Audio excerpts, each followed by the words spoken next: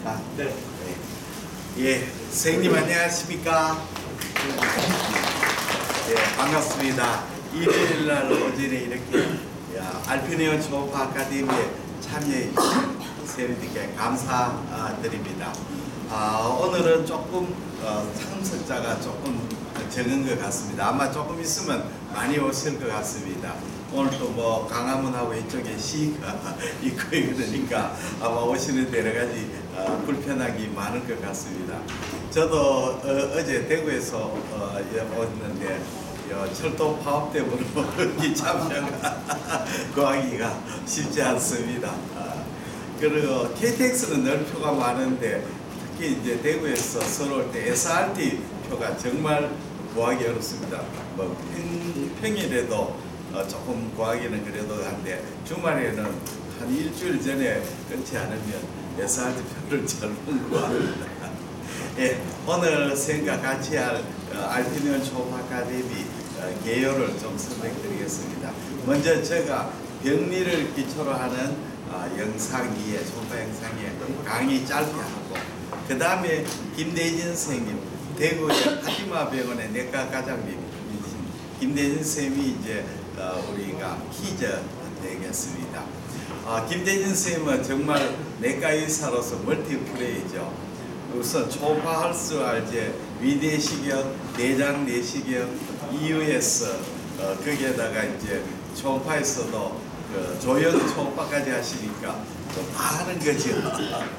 우리 사계내과 의사가 내시경은 당연히 하고 초음파까지 할 줄 알면 더 이제 양수겹자인데 거기에다가 EUS하고 그까지 조연 초음파까지 하니까 정말 멀티플레이입니다. 거기에서 좋은 정례 굉장히 많이 발표합니다. 오늘 퀴즈 나오고, 그 다음에는 우리 백유한 선생님께서 우리가 췌장, 신장 질환의 정례 토의, 재미있는 정례 소개해드리겠습니다. 그거 끝나고 난 뒤에 백유한 선생님 라이브 데몬스트레이션 할 것 같습니다. 췌장하고 신장. 그 다음에 우리 김대진 선생님이 퀴즈 해설을 하겠습니다. 퀴즈는 8문제인데 문제가 어떻게 될지 한번 봐야 되겠습니다. 그리고 그 성적 우수자 3분에게는 선물이 있습니다. 선물은 제가 만든 송도 초음파 소식지가 있습니다. 송도 초음파서 1호부터 400호까지 들은 USB를 선생님께서 선물드렸어요. 선물로 드립니다. USB 케이스 안에 들어있습니다. 선물도 드리고, 그 다음에 커피 브레이크를 가지고 난 뒤에 우리 강사, 대구에서 오신 강사 3분, 서울 메디컬 초음파 아카데미 강사 3분, 6명이 상복부, 하복부, 그 다음에 심장 초음파 이렇게 나누어서 이렇게 현존을 진행합니다. 조금 이따가 이제 강의 중에는 선생님이 원하는 파트를 적어주시면 저희들이 이렇게 준비를 해가지고 텐존을 11시부터 12시 반까지 그렇게 진행할 작정입니다. 알피니온 초음파 아카데미는 정말 이 장소가 정말 좋습니다. 마포니까 교통에 참 중심지고, 우리 대구에서 와더라도 서울역에서 마포까지는 차가 막히지 않고 빨리 어울려서 참 저로 봐서는, 대구 팀 봐서는 정말 좋은 자리입니다.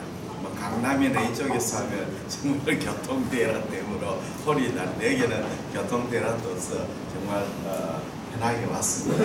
그러면 강의 제가부터 시작하겠습니다. 유인물은 아주 인쇄가 참 잘 됐습니다. 내용은 이 지난번에 우리가 조견 선생님이 대구에서 강의하는 내용을 같이 한번 읽어보면서 선생님하고 같이 공부해 보겠습니다. 첫 장에 보시면 멀티스텝 헤파토 칼시노제네시스라고 나옵니다. 우리나라에서 가장 많은 게 이제 HCC에서 발생하는 메커니즘이 2가지 있죠. 우리가 처음 이제 리버 시로시스에서 리제네이티브 노즐, 그 다음에 로우 그레이드 디스플라스틱 노즐, 하이 그레이드 디스플라스틱 노즐, 그 그 다음에 여기에 보시면 early HCC, progressed HCC 이런 식으로 단계를 밟아가지고 가는 간 셰프함이 가장 많습니다. 그리고 이제 바로 그 자리에서 이런 단계를 거치지 않고 바로 HCC 가는 경우도 있습니다. 그래서 이번 첫 번째 장이 가장 중요한 장입니다. 우리가 헤파토칼시노제네시스의 단계를 거칠 때는 어떠한 병리학적 그 특징을 가지느냐가 굉장히 중요합니다. 이 리저네이팅 노즐하고 해서 프로그레스 HCC까지 단계에서 우리가 헤모다이나믹이라든지 여러 가지 병리학적 소견이 기술이 되어 있습니다. 그러면 자세한 거는 조금 이따 또 설명을 드리겠습니다. 한번 파솔로진 헤파토칼시노제네시스 있는데 여기 읽어보시면 이제 우리가 암으로 간 셰프암으로 되면 우리의 특징적인 소견이 은폐어드 아트리라는 말이 있습니다. increased vascularity 해놓고 은폐어드 아트리. 이 말은 무슨 말이냐면 우리가 이제 그 간 셰프암이 생기면 우리 간은 듀얼 블러드 스프라이죠. 포탈베인에서 4분의 3, 헤파틱 아트리에서 4분의 1의 블러드 스프라이를 받아가 이 블러드 스프라이가 믹스돼 가지고 사이누소이드로 이제 들어가가 그 헤파틱 베인으로 들어가게 되는데 우리가 암이 생긴 이제 리버 시로시스 생겨 가지고 노즐이 생기고 그 다음에 디스플라스틱 노즐이 생기면 포탈 베인의 영역을 침범하게 됩니다. 그렇게 되면 우리가 이제 포탈 베인의 블러드 스프라이가 나빠지고 헤파틱 아트리에서 블러드 스프라이를 의존하게 되는 이런 이제 은폐드 양이 이제 쌍으로 되지 않는 하나만 하는 블러드 스프라이를 받는다는 뜻입니다. 두 번째 하이셀룰라리티 하는 말은 우리가 이제 그 리버가 디스트럭션 되면 세포가 파괴되면 세포의 성장 촉진 물질이 나와서 세포가 정식을 일어나게 되죠. 정식을 일어나서 우리가 리저네이팅 노즐부터 세포의 숫자가 늘어나게 됩니다. 그 다음 세 번째는 여기에 보시면 increased of nucleus cytoplasm ratio 이런 스몰 셀 체인지나 우리가 이제 그 세포가 이 세포가 그들이 그 사이토플라즘 뉴클레우스의 레이시오가 높아지는 거죠. 그리고 세포가 정식된 세포는 스몰 셀들이 늘어나는 게 됩니다. 그 다음에 이제 패티 체인지 요거는 이제 지방 변성입니다. 이게 디스플라스틱 노즐 웰 디퍼런시에이트 HCC 40% 이 말인데 이 말은 뭐냐 하면 우리가 이제 리버가 디스플라스틱 노즐 때부터 블러드 스프라이가 나빠지죠. 나빠지는데 왜냐하면 포탈 베인의 블러드 스프라이 나쁘고 헤파틱 아트리는 아주 증가가 되지 않습니다. 그럼 세포는 이스케믹 체인지를 일으킵니다. 그러면 이스케믹 체인지 일으킨 세포들은 사이토플라즘의 폐설 방출하는 것이 잘 되지 않기 때문에 세포 안에 지방 성분이 증가되는 경우가 많습니다. 이게 이제 디스플라스틱 노즐이 조금 특징적인 소견입니다. 그래서 디스플라스틱 노즐이 그 초음파상에서 고에코로 보이는 경우가 많습니다. 물론 아이소에코나 저에코도 있을 수 있지만 고에코로 보이는 것은 바로 디스플라스틱 노즐의 최체인지가 되겠습니다. 그 다음에는 아이언 디포지션이죠. 아이언 디포지션은 디스플라스틱 노즐에서는 하고 이제는 HCC에서는 디크리저 되죠. 아이언이 감소됩니다. HCC에서. 다음에 이제 다음 잘 넘기겠습니다. 여기서 스몰 HCC, early HCC 하는 말이 있습니다. 사실은 이 용어가 굉장히 혼동이 되는데 이 용어가 통일이 됐습니다. 어떻게 됐냐면 우리가 HCC에서 2cm 이하를 스몰 HCC라고 합니다. 스몰 HCC.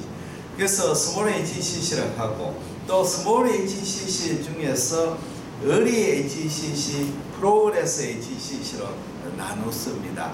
그래서 early HCC 요 터미놀로지 밑에 나중에 한번 읽어보시면 됩니다. 크게 말씀을 드리면 우리가 크기가 2cm 되는 HCC에서도 그 경계가 불명료한 것의 early HCC가 되고 경계가 명료한 것은 프로그레스 HCC입니다. 그래서 첫 번째 장에 여기에 보시면 early HCC, 프로그레스 HCC 이렇게 구분을 되었습니다.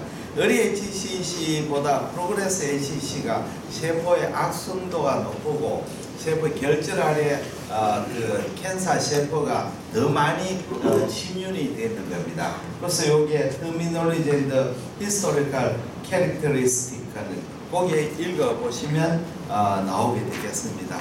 그 다음 장 넘어가겠습니다. 변이 소견도 여기에 있습니다.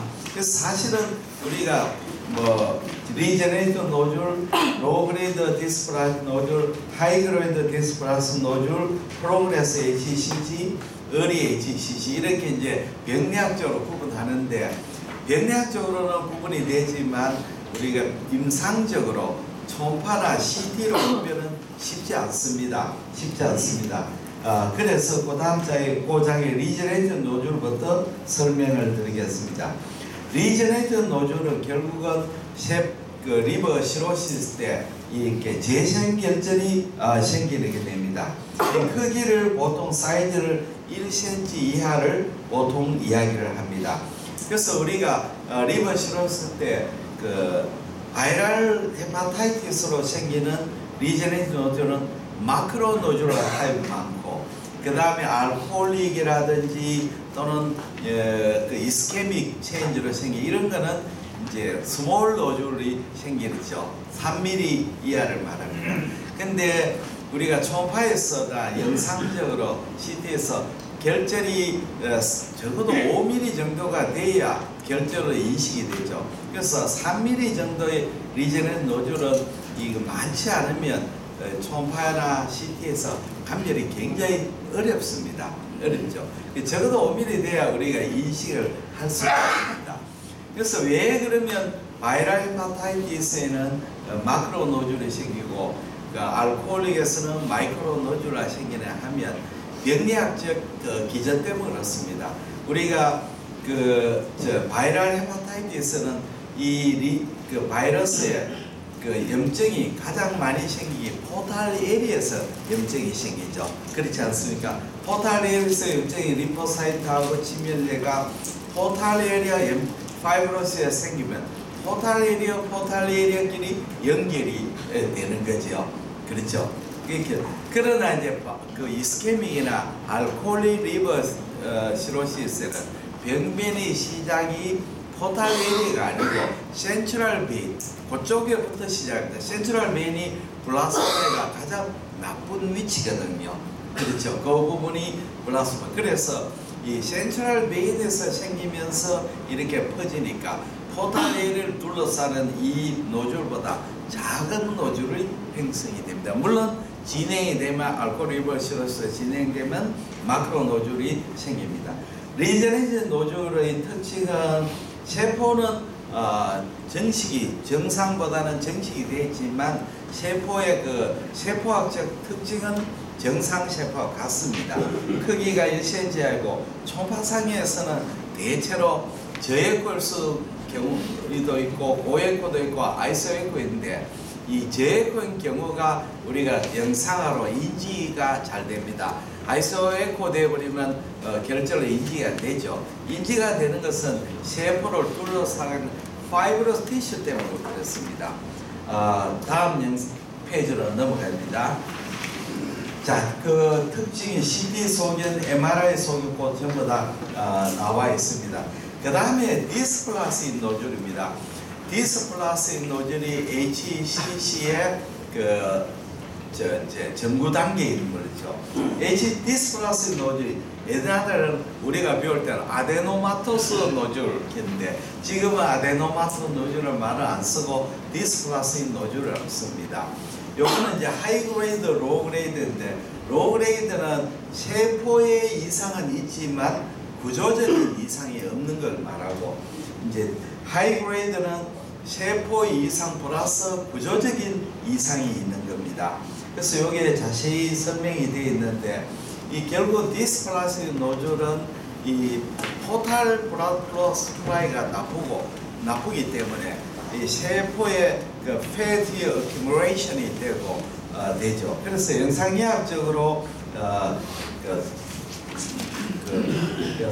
결절이 보시면 특징적이 초음파에서는 고에코로 나오는 경우가 많습니다. 물론 아이소에코나 저에코로 나올 수 있는데 헤모다이나믹 체인지에서 아트랄 페이스의 인핸서도 잘 안 되고 토탈 페이스도 인핸스가 잘 안 되는 그런 체인지를 봅니다. 그 다음 페이지 쭉 넘어가겠습니다. 마지막 페이지에 가시면 마지막 페이지 전이네요. 디스플라스틱 노즐 여기에 나옵니다. 거기에 보시면 디스플라스틱 노즐하고 의리 HCC 난에 보시면 디스플라스틱 노즐은 CT 소견에 어떠냐면 간동맥 혈액 공급이 정상 간 조직과 거의 가까이 약간 간소하기 때문에 간 실질보다 약간 정형으로 보인다. CT 소견 그렇죠. MR 소견에도 보시면 꼭 있습니다. 근데 사실은 간편이 굉장히 어렵습니다. 다음에는 이제 의리 HCC가 나옵니다. 우리가 HCC에서는 세포가 굉장히 정식이 됩니다. 우리 정상 세포보다 HCC는 세포의 밀도가 6배 정도 높습니다. 그러니까 초음파에서 HCC가 저에코로 보이는 이유는 세포가 정식이 많이 됐기 때문에 초음파의 페네트레이션이 좋기 때문에 그렇습니다. 의리 HCC 무슨 뜻이냐면 균질한 암세포로 구성되었기 때문에 초음파 비밀 공간에서 저에코로 보이고 거기에 후방 음향 증강도 동반하는 수가 있습니다. 그러나 의리 HCC도 고에코로 보이는 것은 페트 메타몰포시스가 있거나 또는 슈도 그라듈라 포메이션이 있거나 이럴 때는 이제 고에코로 보일 수도 있습니다. 슈도 그라듈라 포메이션, 페트 메타몰포시스 이렇게 보일 수가 있습니다. 그 다음 장에 의리 HCC에서 프로그레스 HCC로 변하는 거기에 대해서 소견에 대해서 써져 있습니다. 여기에 보시면 의리 HCC에서 프로그레스 HCC를 때는 어떤 변화가 있느냐? 펫이 줄어들고 캡슐이 없던 것이 나타나고 마진이 인디스팅한 것이 명료해지고 그 다음 아키텍처가 호모지니어스에서 헤테로지니어스하고 에트리얼 페이스의 하이퍼바스큘라해지고 이런 이제 엔지오 인베이전이 없던 것이 있어지고 이런 식으로 변화를 일으킨다 이렇게 되어 있습니다. 다음에는 보시면 마지막으로 우리가 HCC의 유관적인 분류가 에이겔 클래시피케이션이 있습니다. 이게 참 오래되었습니다. 1905년에 에이겔이라는 사람이 우리가 어드밴스 HCC를 노듈라 타입, 매시브 타입, 디퓨저 타입이라는 말을 쓰는데 사실은 이 명칭이 이제 오랫동안 사인데 지금은 이 명칭을 점점 안 쓰게 됩니다. 안 쓰게 되니까 새로운 이제 분류를 쓰게 됩니다. 그 밑에 보시면 새로운 분류를 이렇게 쓰게 되십니다. 그래서 에이겔 클래시피케이션은 앞으로 아마 잘 쓰지는 않을 건데 그래도 임상적으로는 많이 쓰고 있는 명칭이 됩니다. 여기에 보시면 그 유관적 분류의 패턴이 이렇게 분류가 되겠습니다. 이렇게 한번 읽어보시면 될 것 같습니다. 자, 우리가 HCC, 어드밴스 HCC에서 노듈라 타입은 이 종양이 팽창성으로 발육합니다. 이 백량이 점점 팽창하는 거죠. 우주가 팽창하듯이. 그러나 이제 매시브 타입이나 그 다음에 디퓨저 타입은 종양이 포탈 베인을 들어가가 포탈 베인을 따라 번지게 되는 겁니다. 그래서 매시브 타입 개상형은 그 암세포와 정상세포하고 뒤섞여있기 때문에 경계가 불명료하고 에코제니시티가 다양하죠. 그 다음에 디퓨즈 타입은 암세포가 쫙 깔리가 포탈베인 따라가 작은 결절이 전 간역에 스프레드하는 그런 타입을 디퓨저 타입이라고 이야기를 합니다. 근데 이 이제 용어는 앞으로 점점 안 쓰게 되고 그 밑에 나오는 용어가 많이 쓰이게 됩니다. 결론적으로 우리가 암이 이 팽창성 발육하는 암은 대체로 바스큘라리티가 충분한 암은 팽창성 말하고, 혈관이 발육되지 않는 암들은 대체로 침륜성으로 발육하는 그런 특징이 있습니다. 너무 내용이 조금 어려운 내용입니다만 자세히 한번 읽어보시면 도움이 될 겁니다. 그러면 저 강의 오늘 마치고 바로 김대진 선생님이 초음파, 재미있는 초음파 퀴즈 시간으로 돌리겠습니다. 감사합니다. 본인 소개하시고.